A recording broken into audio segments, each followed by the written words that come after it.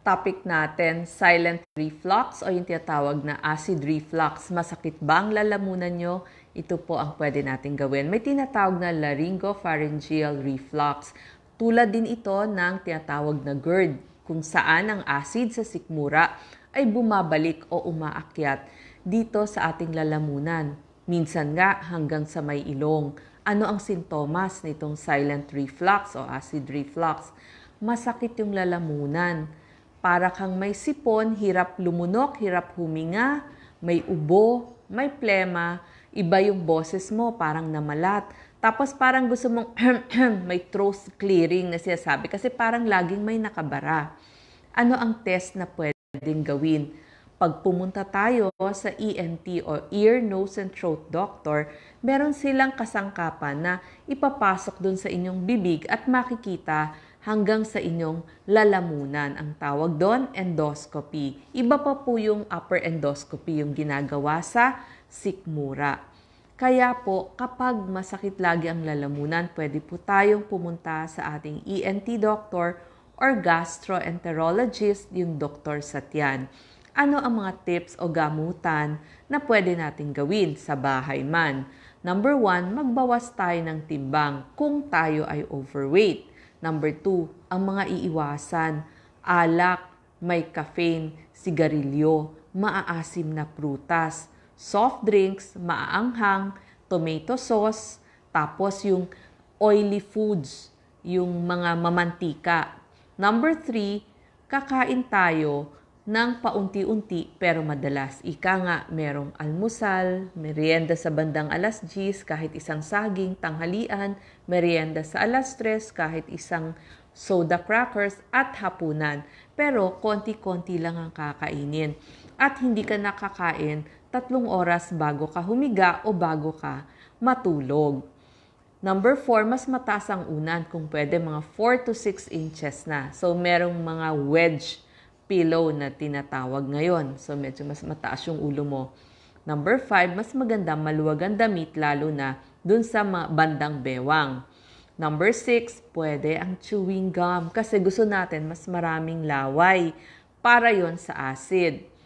Tapos number 8, lagok-lagok ng tubig buong maghapon. Isabihin, sips of water. Pero sana ma-achieve natin 8 baso sa loob ng 24 oras during waking hours natin.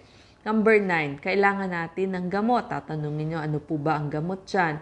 Maaaring maresetahan kayo ng inyong ENT doctor or ng inyong gastroenterologist, yung tinatawag na PPI. Ito yung mga proton pump inhibitors. Pag nadinig nyo po yung mga esomeprazole, katulad ng Nexium, omeprazole, lansoprazole, ito po ay bawas ng asido sa tiyan. Pinaiinom to kung talagang malala, kailangan 1 buwan. May 20 mg, may 40 mg.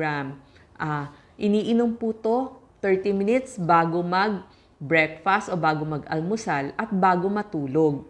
So, twice a day or yung iba pwede na rin sa once a day. May mga tinatawag din na H2 blockers pag narinig nyo yung mga cimetidine tulad ng Tagamet o famotidine.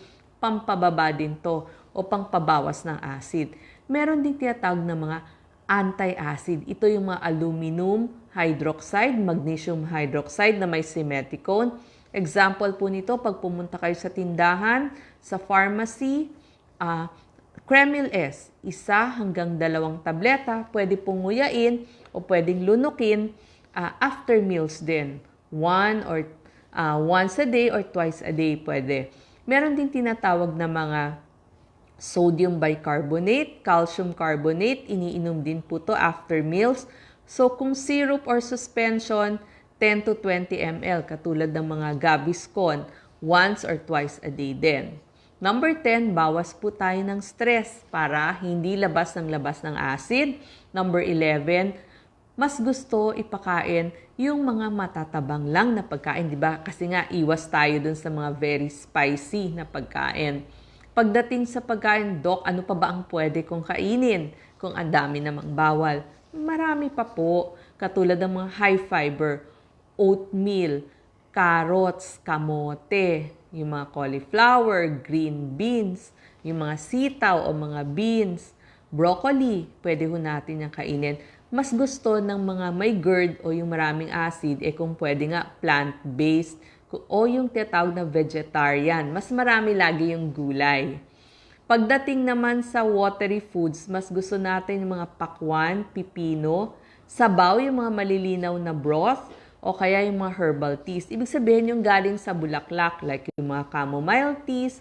Gusto rin natin mga alkaline foods, saging, melon, pakwan, cauliflower. Pwede rin kayong mag-nuts o mag-seeds. Halimbawa, yung mga buto ng squash, pwede yan. Pwede rin ang soda o saltine crackers. Ito yung mga matatabang na biskwit. Huwag nang lalagyan ng butter. Halimbawa, yung mga skyflakes. Pwede po kayong mag-eggs, mag-isda.